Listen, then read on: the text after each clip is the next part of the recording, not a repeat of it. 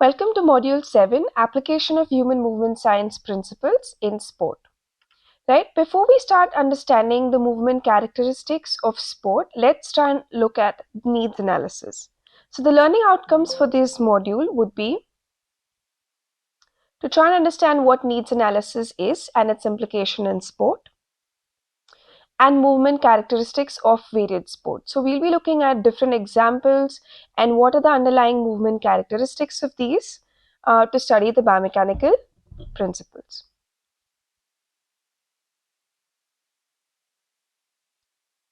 So in order to do sports performance analysis, we need to understand the underlying movement characteristics that make the sport. So biomechanical performance analysis in such scenarios involves the application of mechanical principles and mathematical principles, as we've looked at in the previous modules, to understand and optimize movement performance. So what does it involve? We've looked at in module 5 the different tools, techniques and approaches that can be utilized to understand and study movement. So it involves data collection using those approaches, data analysis techniques, a lot of statistical analysis, machine learning, as we'll be looking at a little more in module 8. And then once that you've collected all of this data and analyzed all of this data, you'll then be looking at different interpretations of understanding the underlying patterns. So these patterns could be related to performance, risk of injury or injury. So these processes require knowledge and understanding of the appropriate tools, techniques, statistical approaches, as we just spoke about, and biomechanical understanding of the underlying movement. So for us, it's extremely important to understand the next concept that we're going to look at, which is needs analysis. So what is needs analysis and what is its implication? Needs analysis, as the word suggests, is the need.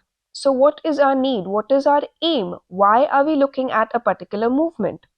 Right? And what is the requirement of that sport, or what is the need for that sport? So looking at the definition, movement needs analysis, what does it involve? It involves systematic assessment of the mechanical aspects of human movement in various activities and sport. So the aim here is to identify the physical demands, movement patterns, force production, joint stability, equipment requirements. So all of these are quite important for us to understand before we start dissecting sport performance analysis. So it's necessary to optimize performance and reduce the risk of injury. So what are its implications? So comprehensive movement needs analysis, right, allows coaches, so it's extremely important for coaches, trainers, sports scientists to develop tailored training programs, right? So it helps us to develop individualized programs. It helps us to optimize performance, look at the need for equipment modifications, so based on your anthropometric measurements, as we looked at in the previous modules, assess injury risk, so if there are any discrepancies and there's a certain movement that is required, probably not advisable for that individual. Also look at injury prevention strategies, right? So if there are any specific strategies that we can opt for to prevent injuries that address the specific mechanical requirements. So these mechanical requirements or mechanical needs, as we call it, are quite important to know before we delve into performance analysis. So what does needs analysis look at? So it looks at or gives us a good understanding of movement patterns, so kinematic understanding.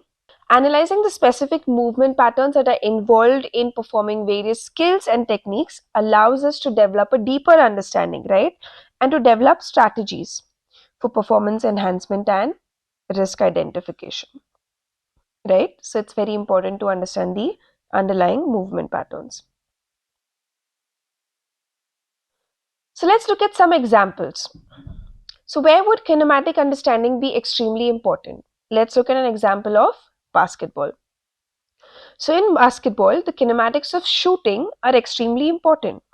So what would you look at? the optimal release point. So as you can see in this figure, the angle of release or the body position at release, the release point, the shooting arc trajectory. So you're looking at what's this trajectory. That gives us an understanding of what's the probability of the ball landing in the basket, right? So it helps us improve shooting accuracy.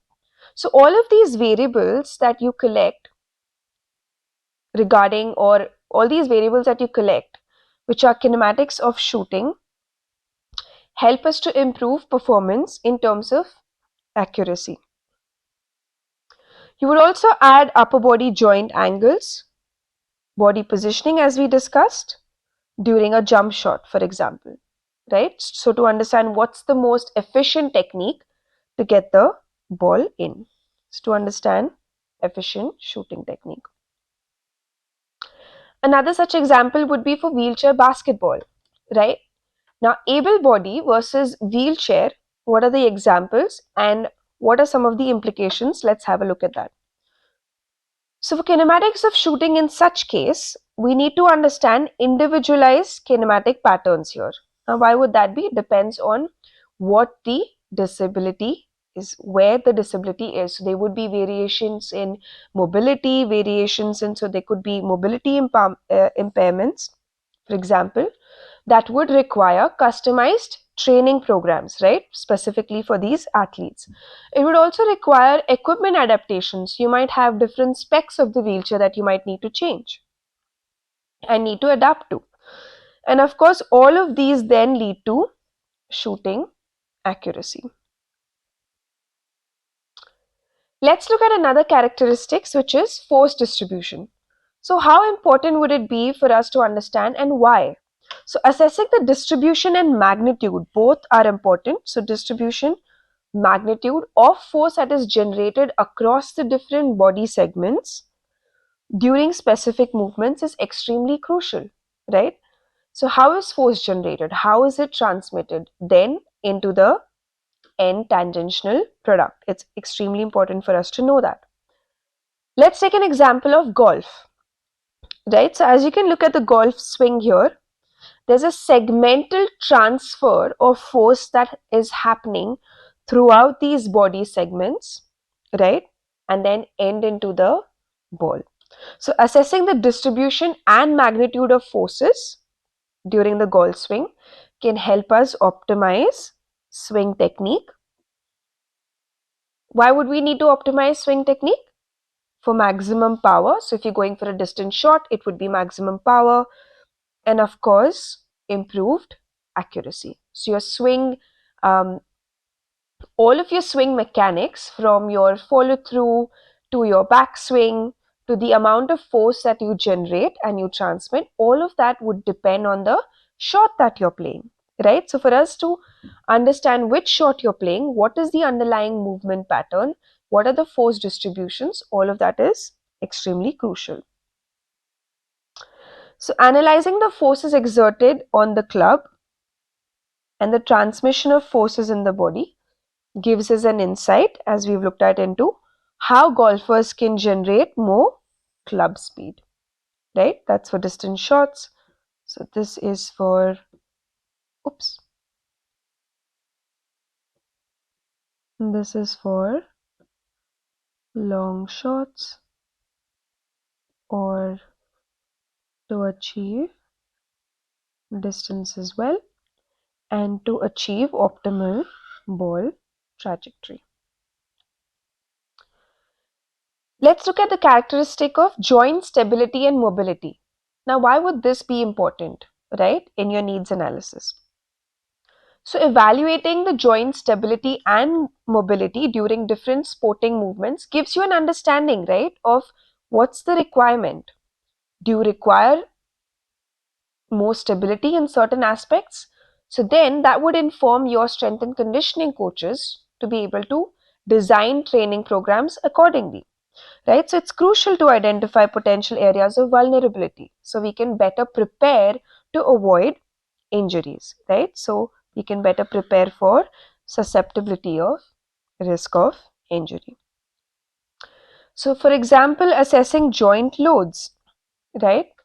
So if we can pre-assess the joint loads that your body is going to go through or goes through over repeated workload, we can then prepare the body well or prepare the athlete well to withstand these forces, right? So assessing joint load becomes then crucial to design strength training programs as it assures us adequate muscular strength. And adequate muscular strength then reduces the risk of injury in such segments. So let's look at an example of tennis. So analyzing the stress loading on the shoulder joint, on the wrist joint, on your lower back. So important joints on your lower back during serve or any of the ground strokes. So like for example in this picture it is a forehand that assists us in the implementation of specific strength and conditioning protocols or mobility exercises, right? So for example, as you can see here, if you're going for a wider stance and a wider stride in this scenario, you will require good hip mobility, right? And to be able to execute muscular strength through that hip range of motion as well. Now, if you don't have that hip range of motion in the first place, you are risking an overuse injury by repeating the same movement again and again. Another characteristic would be to achieve good biomechanical efficiency and energy conservation. So why would this be important? Imagine, for example, bowling, right? Like fast bowling. We will be looking at a few more examples, but let's take an example of fast bowling. So you're running down the crease and you have generated all of this linear momentum during your run up, right? A long run up or a speed run up, depending on what you prefer. So to be able to just waste it going laterally rather than going towards the target is not going to help you achieve good efficiency, right? You will be losing the energy that you have produced by dissipating it by going lateral or deviating from your target line. So that's why biomechanical efficiency and energy conservation to understand the needs is extremely important. So evaluating the efficiency of movement patterns is important. So we minimize the energy expenditure, right? So if you minimize the energy expenditure, of course, your body would require less strength or less or optimal, you'll be executing it with optimal technique and comparatively less strength. So that will help you optimize your end goal or your performance as well. Let's look at an example of soccer, right? So evaluating the biomechanical efficiency of soccer players, right? What will we be looking at? The running patterns, right? Because they run with the ball. So in the running patterns, you would look at stride length. So this becomes your variable of interest.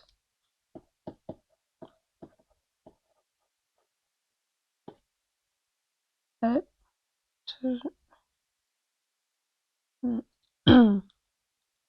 Right, so that becomes your variable of interest that can help you optimize the energy expenditure during matches, right? So you're consuming less energy and you're more efficient or more you have more endurance capacity here on. So that helps us in development of endurance training protocols, right? So what is the requirement? How much are you spending, right? And it also depends on your position on the field as well. So different position, so midfielder would be different to, say for example, a person who's playing forward, right? So your endurance protocols, your energy expenditure would be different to your position, different to where and how long are you going to be carrying the ball and what distance will you be carrying the ball. So all of these factors are extremely important for us to understand so that we take a note of biomechanical efficiency. So overall, the game here is to reduce fatigue, as we looked at, right? So to optimize fatigue reduction. Another characteristic would be equipment and gear optimization, right? So a lot of the sport would require an external equipment or gear, right? So how do we optimize this? So why would there be an importance of understanding movement to design equipment? So the assessment of the interaction, so your interaction, the body's interaction with the equipment to perform a certain movement is extremely important to enhance performance and minimize the risk of musculoskeletal injuries, right? So for example, if you take tennis as a sport, if you're looking at different rackets, what is the anthropometry of your hand? What's the span of your fingers, for example? How long are they? What's the width, right? That will help you decide what's the grip size for the racket you would need, or how heavy would you need, right? So all of these characteristics are extremely important for us to optimize our choice of equipment or gear. Let's look at an example in swimming. So your swimsuit design, right? So individualized, streamlined apparel is designed for swimming. So why do we have these improvements in the swim costumes and in the cap and in your swimming goggles, right? So it is all to reduce drag, right? So you can efficiently move, or you can move quicker. So once you reduce the drag, it helps you improve your performance, right? So in that way, you can use your equipment to also improve your efficiency. Another example would be cycling, right? So in cycling, you have your aerodynamic bicycles, right? Or specialized gear, for example, the helmet or your cycling shorts, right? So the impact also of the bike design.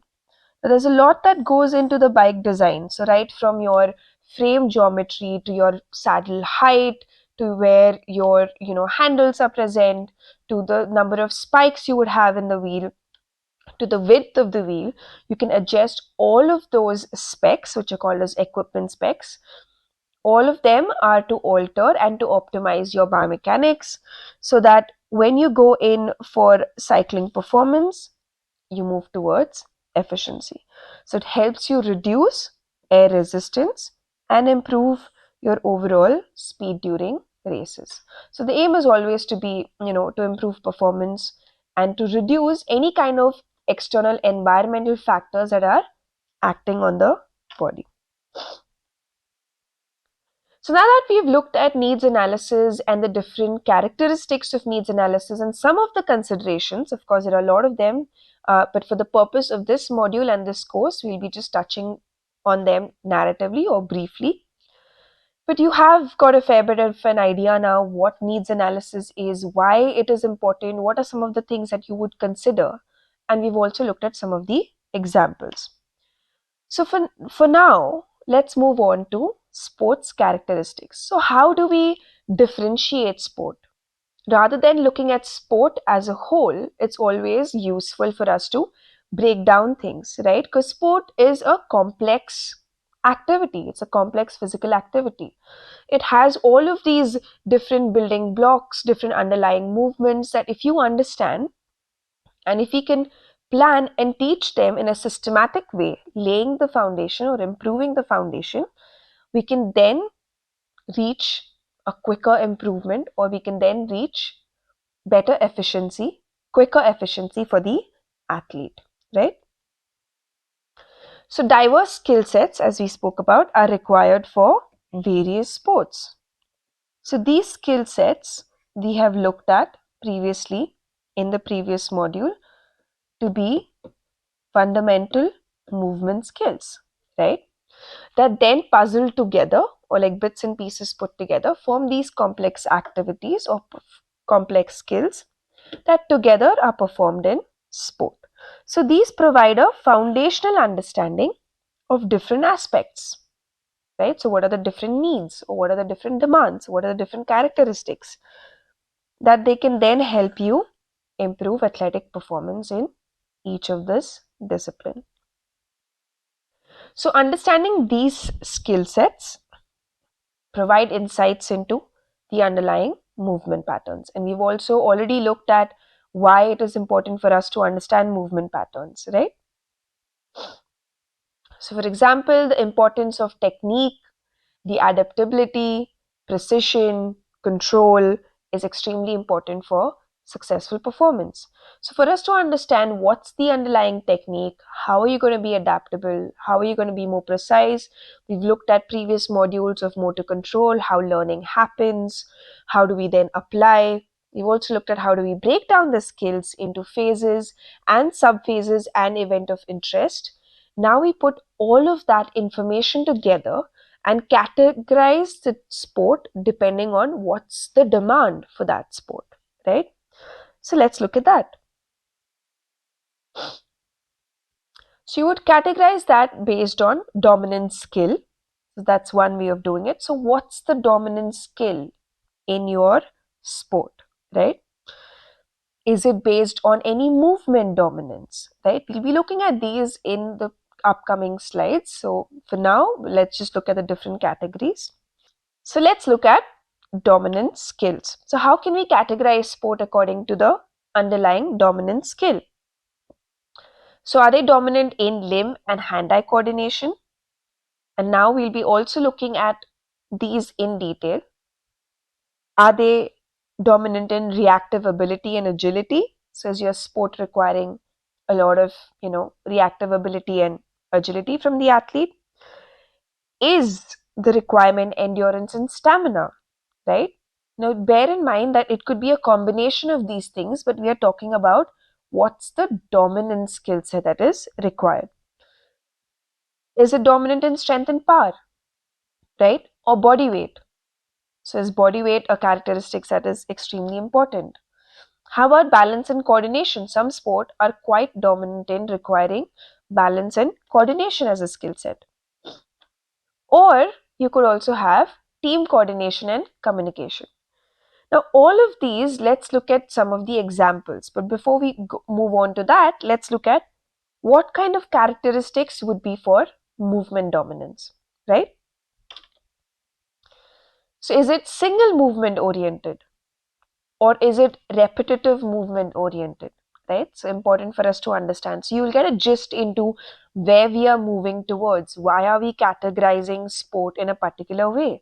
It's all for an easier breakdown and easier understanding. It's literally breaking down your, say for example, your para into sentences. So your paragraph into sentences, your sentences further down into words, and your words down into syllables. So if you can break down your sport and your movement all the way down to the building blocks, that's the way we start teaching. That's the way we can create a good foundation and design your training program. So when an athlete approaches you or comes to you, you can then start training them for long-term athlete development for end goal efficiency. So back again to movement dominance. It could be single movement oriented. It could be repetitive movement oriented. It could be a combination of single and repetitive, so combination of movements. And it also could be based on incoming target. Now let's start looking at each of these and some examples for these as well. So limb and hand-eye coordination. So the first sport that comes to our mind when we look at limb and hand-eye coordination is tennis or any kind of racket sport, right? So where would limb and hand-eye coordination here be dominant? So the dominant skill set would be